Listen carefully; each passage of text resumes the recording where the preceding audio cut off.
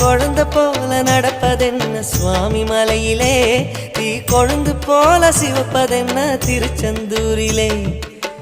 குழந்தை வேலன கொஞ்சி விளையாடலாம், கோபக்கார குமரன எப்படித்தான் ஆடலாம்.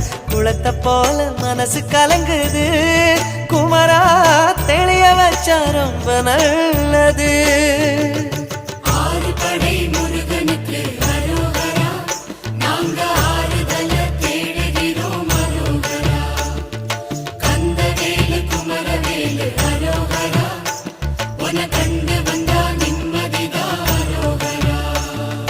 பழனியிலே சந்நியாசி, தணிகையிலே சம்சாரி, ஓம் கணக்கு புரியலையே முருகா, ஓம் கணக்கு புரியலையே முருகா.